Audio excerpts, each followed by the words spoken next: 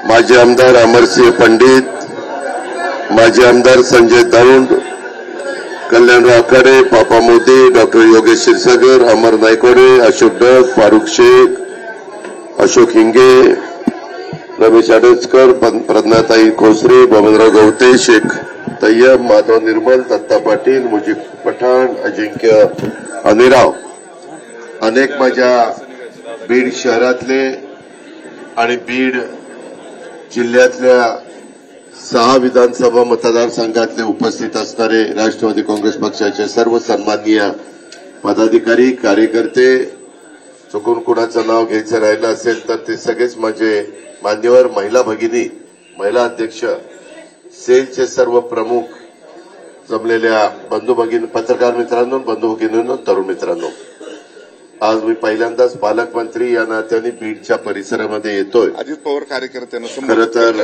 मला 8 वाजता मी फक्त अधिकाऱ्यांची एक बैठक लावलेली आहे, परंतु त्याच्या आधी संघटनेच्या ऑफिसमध्ये एक चांगल्या प्रकारचं ऑफिस सगळ्यांनी मिळून इथं केलेलं आहे आणि म्हणून राजेश्वर चव्हाण असतील, अमरसिंह पंडित असतील, इतर काही सहकारी असतील, त्यांनी मला विनंती केलेली होती की दादा तुम्ही पहिल्यांदाच येताय तर पक्षाच्या कार्यालयाला पण भेट द्या. मला आज खूप माझा टाईट कार्यक्रम आहे. मला दुपारपर्यंत बीडमध्ये थांबायचं आणि दुपारनं पुन्हा पुण्याला जायचं आहे. पुण्याच्या डीपीसी पण घ्यायच्यात, कारण अधिवेशन केंद्र सरकारचं सुरू होतंय आणि खासदार लोकांना तिथं जावं लागतं. त्याच्या आत मला ह्या सगळ्या मीटिंग संपवायच्या होत्या आणि मी लवकरच राज्याच्या सगळ्या डीपीसीची मीटिंग त्या त्या जिल्ह्याला उद्याच्या अर्थसंकल्पामध्ये साधारण किती निधी द्यायचा, काय द्यायचा, त्याबद्दलचं बरंच काही काम करावं लागतं आणि म्हणून थोडंसं ह्या सगळ्या कामाच्या मध्ये मी सध्या आहे. आज इथं आल्यानंतर ज्या प्रेमाने तुम्ही सगळ्यांनी स्वागत केलं त्याबद्दल मी आपल्याला सगळ्यांना धन्यवाद देतो. आपल्या सगळ्यांचे मनापासून आभार मानतो. कालच्या लोकसभेच्या निवडणुकीच्या विधानसभेच्या निवडणुकीच्या निमित्तानं 6 विधानसभा मतदारसंघात खरं 6च्या 6 जागा महायुतीच्या येणं गरजेचं होतं. तशा पद्धतीची परिस्थिती पण होती, परंतु दुर्दैवाने बीड शहरातली जागा काउंटिंगला सुरुवातीला अनेक वेळ आपली पुढं असताना नंतर मागं पडली आणि डॉक्टर योगेश तिथं पराभूत झाले. बाकीच्या 5 ठिकाणी महायुतीचे उमेदवार निवडून आले. त्या भागातल्या सगळ्या माझ्या महायुतीच्या कार्यकर्त्यांचं, मतदारांचं, सगळ्या सहकारी मित्रांचं मी मनापासून अभिनंदन करतो, मनापासून कौतुक करतो. आणि शहरामध्ये आपल्याला अपयश जरी आलेलं असलं तरी अपयशाने खचून न जाता पुन्हा एकदा आपल्याला नव्या उमेदीनं येणाऱ्या स्थानिक स्वराज्य संस्थांमध्ये कसं काम करता येईल आणि लोकांचा विश्वास कसा संपादन करता येईल याबद्दलचा प्रयत्न करू. मित्रांनो, एकंदरीतच राष्ट्रवादी काँग्रेस पक्षाची भूमिका पहिल्यापासून तुम्हाला माहिती आहे. सेक्युलर विचारधारा घेऊन आपण पुढे चाललेलो आहे. आपले स्वर्गीय यशवंतराव चव्हाण साहेबांनी जी महाराष्ट्राची जडणघडण केलेली आहे, सुसंस्कृत महाराष्ट्र कसा असावा, वैचारिक बैठक महाराष्ट्राची कशी असावी, एकंदरीतच महाराष्ट्रामध्ये काम करत असताना सत्ताधारी लोकांनी कसं काम केलं पाहिजे याबद्दलचा आदर्श हा उभ्या देशाला, उभ्या महाराष्ट्राला चव्हाण साहेबांनी दिला आणि त्याच रस्त्याने पुढे जाण्याचा प्रयत्न राष्ट्रवादी काँग्रेस पक्ष त्या ठिकाणी करतोय. महायुतीला प्रचंड अशा प्रकारचं बहुमत मिळालेलं आहे. 5 वर्ष आपल्या हातामध्ये, आपल्याला कामं चांगल्या प्रकारे करायची. बीडच्या परिसरामध्ये अनेक प्रकारच्या वेगवेगळ्या बातम्या सध्या पेपरला आपण वाचत असतो. त्याच्यामध्ये जिथं तथ्य असेल तिथं संबंधितांच्यावर कारवाई केली जाईल, जिथं तथ्य नसेल त्या संदर्भामध्ये कारवाई करण्याचा प्रश्न येणार नाही. पण मला इथं बसणाऱ्या इथं जिल्हाध्यक्ष आहेत, तालुका अध्यक्ष आहेत, महिला अध्यक्ष आहेत, इतर वेगवेगळ्या सेलचे प्रमुख आहेत, अनेक सहकारी आहेत. मला त्यांना सगळ्यांना सांगायचंय, बाबांनो, माझी कामाची पद्धत थोडीशी वेगळी आहे. ह्याच्यामध्ये उद्याच्याला कुठली कामं मंजूर झाली तर ती कामं दर्जेदार असली पाहिजे. त्याच्यामध्ये जर वेडेवाकडे प्रकार झाले तर मी सहन करणार नाही. तो राष्ट्रवादी काँग्रेस पक्षाचा कार्यकर्ता, मी जवळचा लांबचा असं काही बघणार नाही. हा जनतेचा पैसा आहे. मी आत्ताच माझ्या काही सहकाऱ्यांना सांगितलं, जनतेचा पैसा सत्कारणी लागला पाहिजे, तिथं कुठेही गडबड होता कामा नये. कारण आपल्याकडं मर्यादित पैसा असतो. आम्ही त्याच्यामध्ये प्रयत्न करू, केंद्राचा निधी कसा इथं जास्त आणता येईल, राज्याचा निधी कसा जास्त देता येईल, डीपीसीच्या माध्यमातून सर्वसामान्य माणसांचे प्रश्न आपल्याला कसे सोडवता येईल, ह्या सगळ्या गोष्टी आम्ही महायुतीच्या सरकारच्या माध्यमातून करू, राष्ट्रवादी काँग्रेस पक्षाच्या माध्यमातून त्या ठिकाणी करू. पण आपल्याकडनं पण कुठल्याही प्रकारची चूक होता कामा नये. मी आता डिपार्टमेंटच्या पण वेगवेगळ्या अधिकाऱ्यांना बोलवलेलं आहे. मी माझ्या पद्धतीनं त्यांना पण सांगणार आहे. माझा अनेक वर्ष राज्याच्या राजकीय जीवनामध्ये माझं काम आहे. मी 1991ला पहिला खासदार झालो होतो बारामतीचा आणि नंतर 8 वेळेला आमदार झालेलो आहे. त्याच्यावर मी माझे मतदारसंघ, माझा जिल्हा, मी जिथं जिथं मी पालकमंत्री म्हणून पूर्वी साताऱ्याला 5 वर्ष काम केलंय, पुण्यामध्ये अनेक वर्ष काम केलेलं आहे, संपर्क मंत्री म्हणून मी परभणीला पण काम केलेलं आहे. त्याच्यामुळं बीडच्या संदर्भामध्ये ही कष्टकरी समाज इथं मोठ्या प्रमाणावर राहतो. मला काम करत असताना मी जातीचा पातीचा नात्याचा गोत्याचा कधीच विचार केलेला नाहीये. जातीय सलोखा आपण सगळ्यांनी ठेवला पाहिजे. युगपुरुष छत्रपती शिवाजी महाराजांचं उद्याच्या 19 फेब्रुवारीला शिवजयंती आहे. आम्ही सगळेजण प्रमुख तिथं जातो. शिवजयंतीला शिवनेरी किल्ल्यावर महाराजांच्या समोर तिथं नतमस्तक होतो. जिथं महाराजांचा जन्म झालेला आहे तिथं जाऊन त्या ठिकाणी नतमस्तक होतो. तो आदर्श डोळ्यासमोर ठेवून आपल्याला पुढे जायचं आहे. कुठेही अफवांच्यावर कृपा करून विश्वास ठेवू नका. मात्र मी एक गोष्ट पुन्हा आपल्याला सगळ्यांना सांगेन, जर कोणी कुठल्या गोष्टीमध्ये जबाबदार असेल, जर कोणी तिथं कुठेतरी वेडेवाकडे प्रकार केलेले असतील, मी आपल्याला सगळ्यांना सांगतो, विकासाची कामं करत असताना कुणी कुणाला खंडणी मागण्याचा प्रयत्न त्या ठिकाणी करू नये. माझ्या ते कानावर आल्यानंतर त्याच्यामध्ये मकोका लावायला पण मी मागं पुढे बघणार नाही. मी कुठल्याही टोकाची भूमिका घेईन. मी आधीच देवेंद्रला सांगितलं होतं की मला इकडचं देत असताना त्या संदर्भामध्ये सगळ्यांनी चांगल्या कामाला साथ दिली पाहिजे. त्याच्यात कुठलंही मी अधिकारी पण बघणार आहेत. काही काही अधिकारी इथं बरेच वर्ष राहिलेले आहेत, त्याच्यामध्ये पण मी दुरुस्ती करणार आहे. मी सुरुवातीला सांगितलं मी भेदभाव करत नाही, पण ज्या चुकीच्या पद्धती पूर्वापार चालत आलेल्या आहेत त्याला कुठेतरी आळा घातलाच गेला पाहिजे. जर चालत आलेले असतील तर कुणी त्याच्यामध्ये मी म्हणेल ते, कारण आम्ही बघतो कधी कधी टीव्हीला वगैरे दाखवलं जातं चॅनलला, कुणी रिव्हॉल्वर काढतं, वर काही रिव्हॉल्वर उडवतात, कुणी इथं रिव्हॉल्वर वगैरे लावून फिरतात. मी डिपार्टमेंटला सांगणार आहे, जे कोणी वर रिव्हॉल्वर वाहून फिरेल त्याचं लायसन कॅन्सल करायचं. रिव्हॉल्वर हे तुमच्या स्वसंरक्षणाकरता किंवा तुम्ही वस्तीवर राहत असेल तर 12 बोर किंवा सिंगल बोर जे काही तुम्हाला घ्यायचंय ते तुम्ही घरामध्ये ठेवली पाहिजे. तिथं त्याचा वापर त्या बाबतीमध्ये केला पाहिजे. घेणार नाही. मी सगळ्याला नियम सारखा लावणार आहे. ह्याच्यामध्ये मला टार्गेट करायचं नाही, परंतु बदल झाला पाहिजे हे मलाही जाणवलं पाहिजे, इथल्या सर्वसामान्य नागरिकांना पण जाणवलं पाहिजे. इथल्या लोकांनाही कळलं पाहिजे की नाही बाबा ह्याच्यामध्ये बदल. आणि मी पुन्हा पुन्हा राष्ट्रवादी काँग्रेस पक्षाच्या कार्यकर्त्यांना सांगतो, महिला भगिनींना सांगतो, सगळ्या माझ्या तरुण कार्यकर्त्यांना सांगतो, वडीलधाऱ्यांना सांगतो, आपलं स्वतःचं चारित्र्य स्वच्छ ठेवा. आपली प्रतिमा जनमानसामध्ये चांगली ठेवा. चुकीच्या प्रवृत्तीची लोक आपल्या आजूबाजूला अजिबात राहता कामा नये. त्या संदर्भामध्ये पण काळजी सगळ्यांनी त्या बाबतीमध्ये घ्या. उद्याच्याला कुठल्या बाबतीमध्ये मी पोलिसांना सांगणार आहे, राजकीय हस्तक्षेप पोलीस लोक करत असताना मी होऊन देणार नाही. महायुतीच्या कुणाच्याकडनंच होऊन देणार नाही.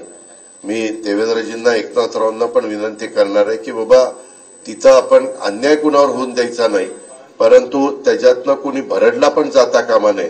पण जो तुमच्या माझ्या जवळचा असेल आणि तो चुकीचं वागत असेल, आणि हे 9चे 9 दिवस नाही, हे सातत्य पुढे राहिलं पाहिजे. पुढच्या वेळेस येताना मी हुक्कामाच्या तयारीने येईल. मी आल्यानंतर कामं वेगवेगळ्या भागात चाललेली आहेत त्याची पाहणी करेल. आज मला काही लोकांनी निवेदन दिलेले आहेत, त्या निवेदनाची मी नोंद घेईन. त्याच्या संदर्भामध्ये तुम्ही ते 25-15 अमके तमके 10 लाख द्या 5 द्या ह्या चिरीमिरी वाटायला मी तिथं आलेलो नाहीये. दिलेले पैसे ते आमदार निधीचे असतील, ते खासदार निधीचे असतील, ते जिल्हा वार्षिक योजनेचे असतील किंवा ते राज्य सरकारचे असतील, त्याच्या संदर्भामध्ये त्या सगळ्याचा व्यवस्थितपणे खर्च त्या बाबतीमध्ये झाला पाहिजे. आता जे काही स्टेटमेंट कुणाकुणाची चाललेली आहे त्याच्यात किती तथ्य आहे, किती सत्य आहे, किती असत्य आहे, त्याच्याबद्दलची चौकशी त्या ठिकाणी करू. प्रत्येकाला आपली भूमिका मांडण्याचा अधिकार घटनेचे शिल्पकार डॉक्टर बाबासाहेब आंबेडकरांनी दिलेला आहे, संविधानाने दिलेला आहे, कायद्याने दिलेला आहे आणि घटनेने दिलेला आहे. त्याबद्दल दुमत कुणाचंच असायचं कारण नाही. पण उगीच नुसतं मी आलो की मला भला मोठा हार द्यायचा, मला बुके द्यायचा, मूर्त्या द्यायच्या, पांढऱ्या रंगाची द्यायची, विठ्ठलाची द्यायची, पण त्यांनी काय सांगितले ते पण डोळ्यात समोर ठेवा ना. साधू संतांचे काय विचार आहेत, इतर काय गोष्टी आहेत. आणि फार तुम्ही अपेक्षा ठरल्या आता काय दादा आलाय आता काय काळजी नाही, तर ते डोक्यातनं काढा. ते डोक्यातनं काढा. मी जरी तुमच्या जवळचा असलो तरी चुकीचं वागू नका. मी पुन्हा पुन्हा तुम्हाला सांगतो. इथं अनेक जण माझे अनेक वर्षापासूनचे संबंध असणारे पण आहेत, काही नवे पण कार्यकर्ते आलेले आहेत, त्यांच्या ओळखी माझ्या होतील. जेवढं मी येणं जाणं माझं वाढेल त्या पद्धतीनं एकंदरीत गोष्टी वाढतील. आणि स्वच्छ प्रतिमेचे राहावा. लोकांनी असं म्हटलं पाहिजे की बाबा खरंच ही लोक व्यवस्थितपणे काम, या पद्धतीनं आपण पुढे जाण्याचा प्रयत्न करू. आपल्याला कुणाचाही अवमान करायचा, त्याच्यामध्ये जसं येईल तसं व्यापाऱ्यांची एखादा मिटिंग एकदा घ्यायची, डॉक्टर मंडळींची, वकील मंडळींची, तुमचं काय म्हणणं, तुमचं काय म्हणणं आहे. कामं करताना फक्त पुढाऱ्यांना केली जात नाही, त्याच्यात वेगवेगळ्या क्षेत्रात, परंतु ज्यांचा राजकारणाशी संबंध नाही पण समाजकारणाशी संबंध आहे, जनतेशी संबंध आहे, त्यांचे काय, त्यांच्या मनात काय. कधी काही पत्रकार मित्रांना घेऊन बाबा तुमच्या काही सूचना आहेत, कधी काही साहित्यिक असतात, काही कवी असतात, वेगवेगळ्या क्षेत्रातले साहित्य, कला, संस्कृती अशा वेगवेगळ्या क्षेत्रामध्ये काम करणारा वर्ग असतो. त्या पद्धतीनं आपल्या इथल्या इमारती काही मला आता दाखवत होते, जिल्हा परिषदेची इमारत झाली ना, आता जे काही चालू आहेत त्याचं पण एलिव्हेशन, त्याचं साईड एलिव्हेशन ते कसं चांगलं राहील. उद्या 50-100 वर्ष टिकले पाहिजे. मी परवा जालन्याला पण गेलो होतो, त्यावेळी जालन्याला पण मी माझ्या पद्धतीनं पाहणी केल्यावर तिथल्या चीफ इंजिनियर आणि तिथल्या कलेक्टरला काय सांगायचं ते सांगितलं. आता कालच चंद्रशेखर बावनकुळेंनी सांगितलं की कलेक्टरनी दर आठवड्याला काही गावांना व्हिजिट दिली पाहिजे, दर आठवड्याला, प्रांतांनी दर आठवड्याला काही गावांना व्हिजिट 1 दिवसाला दिली पाहिजे. ज्या 100 दिवसाचा कार्यक्रम मुख्यमंत्र्यांनी दिलेला आहे त्या कार्यक्रमाची जी रूपरेषा आहे त्या पद्धतीनं काम चाललंय का नाही, कुठं काम थांबलेलं आहे, काय थांबलेलं आहे, काय अडचण आहे. मी नुसता आदेश देणार नाही, त्यांची अडचण समजून घेणार. अडचण असेल तर ती मला दूर करावी लागेल. सांगून कसं चालेल. पोलिसांना इन्फ्रास्ट्रक्चर आहे का, गाड्या आहेत का, पोलीस स्टेशन आहे का, त्यांना जेवढा स्टाफ लागतो तेवढा स्टाफ आहे का, तीच गोष्ट रेव्हेन्यू डिपार्टमेंटला, तीच गोष्ट फॉरेस्ट असेल, तीच गोष्ट पाण्याच्या योजना. आता आपल्या शहरामध्ये इथं पण निवेदन दिली. येताना योगेश पण मला गाडीत सांगत होता, विक्रम आणि आमचा सतीश पण सांगत होता. काल कॅबिनेटच्या वेळेस धनंजयने पण सांगितलं की दादा इथं 32-36 कोटी रुपये बिल थकलंय आणि पाणी धरणामध्ये पाणी नाही का, तर लाईटचं बिल भरलं नाही. जसं शिस्तही लावावी लागेल नियमाप्रमाणे. आता त्याला एवढं बिल भरता येणार नाही, मग त्याला हप्ते पाडायचे का, त्याच्यात दंड व्याज माफ करायचं का. मी त्याच्याबद्दल कालच एक मीटिंग लोकेश चंद्र आबा शुक्ला सचिव आहेत, लोकेश चंद्र महावितरणचे सीएमडी आहेत, त्यांच्याबरोबर घेतलेली होती. जे माझ्या स्तरावर असेल ते मी माझ्या स्तरावर सोडीन, जे मुख्यमंत्र्यांच्या पर्यंत न्यावं लागेल ते मी मुख्यमंत्र्यांना सांगेन. हे सांगताना लोकप्रतिनिधींना पण विश्वासात घेईल. 2 मंत्रिमंडळात सहकारी आहेत तुमच्या भागातले, ते धनंजय मुंडे आणि पंकजाताई, त्यांनाही आम्ही विश्वासात घेऊ. भेदभाव त्याच्यामध्ये केला जाणार नाही. पण मी जर भेदभाव नाही केला तर मी ज्यांचं काम करतोय त्यांनी पण भेदभाव नाही केला पाहिजे, नाही तर मी त्याचं काम करणार आणि ते खाली तिसरंच काहीतरी करणार, तसला नाही मी खपून घेणार. पण त्याला सरळ सांगणार, हे तू जर दुटप्पी वागणार असेल तर मी काम करणार नाही. मी काही साधू संत नाही, मी सरळ मार्गी आहे. मी जरूर सगळ्यांना मदत करीन. जो संख्येने कमी असेल त्याला भीती वाटत असेल की बाबा मी कसं जगायचं, मला काय आधार आहे, तुम्हाला सरकारचा आधार आहे, तुम्हाला आमचा आधार आहे. आम्ही इथं काही विट्टी दांडू गोट्या पतंग उडवायला आलेलो नाही. आम्ही इथं काम करता आलो, मला काम करायला आवडतं. मी सकाळी फार म्हणजे मी हेलिकॉप्टरने येणार होतो, पण मी सतीशला आणि विक्रमला सांगितलं की आपण सकाळी 6ला निघू, 7:30ला बरोबर राजेश्वरला रात्री 2 दिवसाची महत्वाची मीटिंग धनंजयची दिल्लीमध्ये. बातम्या काही चालल्यात, ह्याच्याकरता गेले त्याच्याकरता. मुख्यमंत्र्यांना मला एकनाथरावांना विचारून वेगवेगळ्या महत्वाच्या अन्न नागरी पुरवठ्याच्या मीटिंग तिथं असल्या तर त्या मंत्र्याला जावं लागतं. फायनान्सच्या मीटिंग असल्या तर मला जावं लागतं. होमच्या मीटिंग असल्या तर गृहमंत्र्यांना जावं लागतं. नगरविकासच्या मीटिंग असल्या तर एकनाथरावांना जावं लागतं. पशुसंवर्धन आणि एन्व्हायरमेंट त्याच्या संदर्भातल्या मीटिंग असल्या तर पंकजाताईंना जावं लागतं. खरं तो निरोप धनंजयला मिळाला नाही. वास्तविक आज पण त्याच्या तिथं महत्वाच्या मीटिंग होत्या, कारण तेही महत्वाचं आहे. कारण दिल्लीतनं पैसा जास्तीत जास्त आपल्या राज्याला कसा मिळेल, मग मनरेगाचा असेल. इथं विहिरी पण अशा काही महाराष्ट्रातल्या तक्रारी आहेत की दादा विहिरी नसतानाच पैसे उचलले जातात. इथल्या नाही, बाहेरच्या तक्रारी आहेत. तशा इथं होऊ नये. जर कुणाची काही कल्पना असेल तर हे किंवा चुरीच विहीर दाखवायचे, पैसे उचलायचे, असं दुसरीकडे होतं, इथं नाही. पण असं काही इन्शुरन्स, आपला पीक विमा, 1 रुपयात पीक विमा आहे. जमीन कुठली दाखवली जाते आमची गायरानाची, जमीन कुठली जाते देवस्थानची, जमीन सरकारची, आणि त्याच्यावर पीक दुसऱ्याच आणि पैसे तिसऱ्याच्याच अकाउंटला जातात. अशा तक्रारी महाराष्ट्रातल्या, तुमच्याकडे नाही, महाराष्ट्रातल्या. त्याच्यावर आपण तपासणार आहे. इथं असल्या तर इथंही तपासल्या जातील. कारण जेवढी आपण नीट शिस्त लावू तेवढा तुमचा फायदा होणार आहे. तुम्ही चुकीचे माइंड बंद केले, उद्योगपती येऊन इथं गुंतवणूक करणार आहे. तुमच्याकडं काही साईट विंडमिलच्या चांगल्या, तुमच्याकडे काही साईट सोलर पॅनल बसवण्याच्या चांगल्या, तुमच्याकडे काही साईट. आमचा प्रयत्न आहे की मुंबई बीड रेल्वे पण सुरू करता येते का, तर तुमचा मुंबईशी पण पुण्याशी पण संपर्क कसा राहील. कारण दळणवळणाचा आता मी येताना ज्या रोडने आलो तो धुळ्यावरून सोलापूर त्याला जाणारा रस्ता जवळपास तुमच्या भागाचा झालेला आहे. आता येताना बघितलं गावामध्ये डिवायडर काही अर्धवट सोडले गेलेले. मेन कॉन्क्रीटच्या रस्त्याला साईड गटरच काढलेली नाहीये. काही काही ठिकाणी आता एक जेसीबी लावला तर इथले येड्या बाबळीत घाण काढता येईल. तुम्ही इलेक्शनला उभं राहिलं तर किती खर्च करतात ते तुम्हाला माहिती. परंतु आपलं बीड शहर आहे, आपलं परळी आहे, आपलं गेवराई आहे, आपलं आष्टी पाटोदा शिरूर आहे, आपलं माजलगाव आहे, आपलं वडवणी आहे. त्या आपलेपणाची भावना का तुमच्या मनामध्ये येत नाही. आणि त्याच्यातनं ईर्ष्या लावू ना किंवा परळीच्या जास्त चांगलं काम होत आहे का, बीड शहराचं होत आहे का, गेवराईचं होत आहे का, आष्टी पाटोदा का माजलगावचं होत आहे का, केजचं होत आहे, आंबेजोगाईचं होत आहे.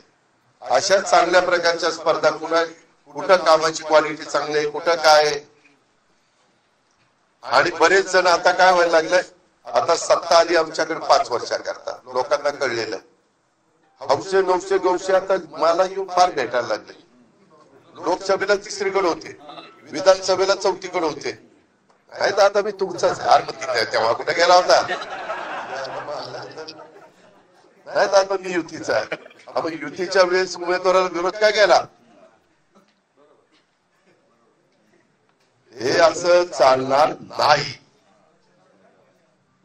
काही दिवस तुमचं वागणं बोलणं अशांचं मी बघेन खरंच दुरुस्त होत आहेत का. कारण सरडा कसा रंग बदलतोय तशी काही एक जमात असते, सगळीकडे असते, माझ्याकडे पण आहे.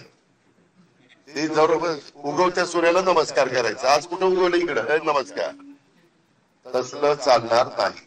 मी स्पष्टपणे सांगतो. परत राजेश्वर, मी तुझ्या देखत सांगतो, लोकप्रतिनिधींच्या देखत सांगतोय, उद्याच्याला परत कुणी आलं नाही दादा, एवढ्या वेळेस पांघरून आला, पांघरून फाटून गेले माझं, एवढ्या वेळेस पदरच राहिला नाही आहोत, असलं अजिबात चालणार नाही. तुम्ही तुमच्या कार्यकर्त्यांना पण खाली सांगा, नको बाबा आता उगीच आपलं सुतासारखं सरळ वागूया, चांगलं वागा, मी तुमच्या मागे पूर्ण ताकद उभी करेन, तुम्हाला कुणाला वाऱ्यावर सोडणार नाही. पण चुकीचं वागला तर तुम्हाला कारवाई केली जाईल. तुमच्यावर जे काही शासनाचे नियम आहेत त्या पद्धतीने कलम लावली जातील. सातत्य ते राहिलं तर मकोका पण लावला जाईल, कारण 3-4 केसेस एखाद्याच्यावर लागल्या, 4 एक गंभीर स्वरूपाच्या, तर ते होतं. बाहेरचे गुंतवणूक करायला विंडमिलवाले येत आहेत, त्यांना जर कुणी खंडणी मागितली, इथं नाही तिथं नाही, हे कुठं सरकारच्या रस्ते अडवलेले पण चालणार नाही आणि ह्या सगळ्याच गोष्टी चालणार नाही. हे मी मुद्दाम सुरुवातीला सांगतो, मला खरं तर वेळ झालेला आहे. पक्ष नोंदणीच्या सोयाबीन कापूस सोयाबीन खरेदीच्या बद्दलच्या सूचना मुख्यमंत्र्यांनी कालच्या कॅबिनेटलाच जयकुमार रावळला दिलेल्या आहेत. बाबासाहेब पाटलांनी हा मुद्दा उपस्थित केलेला होता, आज पण निवेदनाच्या द्वारे आलेला आहे. मी पण आता तिथून ज्यावेळेस मुंबईला जाईल त्यावेळेस पण पुन्हा आता दिल्लीला मुख्यमंत्री आहेत त्यांच्याही कानावर घालतो की बाबा तिथं पण सांगावं लागेल. कापूस मोठ्या प्रमाणावर माझ्या शेतकऱ्यांच्या घरामध्ये पडलेला आहे, त्याच्याही संदर्भात कापसाची केंद्र खरेदीची चालू करण्याच्या करता त्या बाबतीमध्ये प्रयत्न केला जाईल, मदत केली जाईल. आणि इतर जे काही सोयाबीनच्या खरेदीला काल कॅबिनेटला सांगितलं ना, वाढ दिलेली आहे, त्या संदर्भातली ऑर्डर राहिलेली असेल तर मी आताच जयकुमारची बोली आणि जयकुमार आणि देवरा दोघांनाही बोललो, त्या दोघांनाही सांगितलं जाईल. ग्रामपंचायतीचे सदस्य निवडून आलेले आहेत, परंतु त्यांना खरं मुदत दिलेली होती व्हॅलिडिटी सर्टिफिकेट करता, आता त्यांना अपात्र ठरवलं जातं. ते मी कलेक्टरची बोली, कलेक्टरला जर अधिकार असेल तर तेवढ्या अधिकाराचा वापर मी त्यांना करायला लावीन, पण ते होऊ शकत नसेल तर मात्र मला सांगता येत नाही. राष्ट्रवादी काँग्रेस पक्षाची 2 दिवसाचं शिबिर आपल्या शिर्डीला झालेलं होतं, त्याच्यामध्ये पक्ष नोंदणीचा कार्यक्रम हातामध्ये घेतलेला आहे. पक्षाच्या नोंदणीच्या संदर्भामध्ये त्याला काही हे लावलेले, रक्कम लावलेली आहे, तेवढी पक्षाकरता खर्च करायला हरकत नाही. ऑनलाईन नोंदणी आहे, ऑफलाईन नोंदणी आहे आणि नुसतंच मतदार यादी करून नोंदणी करायची नाही. मी थोडस राष्ट्रवादीचा जो कार्यकर्ता काम घेऊन येईल, मी बघणार आहे की राजेश्वर यांनी किती नोंदणी केलेली आहे. राष्ट्रवादीच्या कार्यकर्त्यांनी नोंदणी केल्याशिवाय माझ्याकडे येऊच नका आणि इतर पक्षाला मला तो सांगायचा अधिकार नाही. भाजपच्या आल्यावर ते युती म्हणून मला त्यांचंही काम करावं लागेल, शिवसेनेचे म्हणून त्यांचंही काम करावं लागेल आणि कॉमन मॅन ज्यांचा राजकारणाशी संबंध नाही ते कागद वाचल्यावरच लक्षात येतं की काय त्या पद्धतीनं. पण संघटनेच्या कार्यकर्त्यांनी आम्ही जसं सकाळी लवकर उठून कामाला लागतो आणि उशिरापर्यंत काम करतो आणि भावना चांगली असती, त्या पद्धतीनं तुम्ही पण मला साथ द्या, तुम्ही पण मला सहकार्य करा. आणि बीड जिल्ह्याच्या बद्दल जी आज बदनामी काही जण सातत्याने प्रिंट मीडियामध्ये, इलेक्ट्रॉनिक मीडियामध्ये करताय, ते आपल्याला सगळ्यांना मिळून पुसायचंय. अजित पवारनी एकट्याने ठरवलं तर अजित पवारला ते शक्य नाही, त्याला तुमच्या सारख्या जीवाभावाच्या सहकार्यांची साथ लागेल, इथल्या एनजीओची साथ लागेल, इथल्या जनतेची साथ लागेल, इथल्या वेगवेगळ्या घटकामध्ये काम करत असणाऱ्या सर्व मान्यवरांची त्या ठिकाणी साथ लागेल. ती साथ द्या. इथं आल्यानंतर आपण जे प्रेमाने स्वागत केलं त्याबद्दल आपल्याला सगळ्यांना धन्यवाद, आपले सगळ्यांचे आभार. आता ऐका, 6 वाजता डीपीडीसीची मीटिंग आहे. तिथं पूर्वीचे डीपीडीसीचे सगळे सदस्य यांना काढून त्यांचा मुदत संपलेली आहे. ते आता तिथं सभासद नाही. फक्त खासदार, फक्त मंत्री, फक्त आमदार आणि संबंधित अधिकारी हे तिथं उपस्थित राहतील. बाकीच्यांनी तिथं गर्दी केली आणि त्यांना बसून नाही दिलं तर त्यांना तो अपमान वाटेल. तर तो अपमान तुमचा होऊ न देण्याकरता तुम्ही तिथं येऊ नका.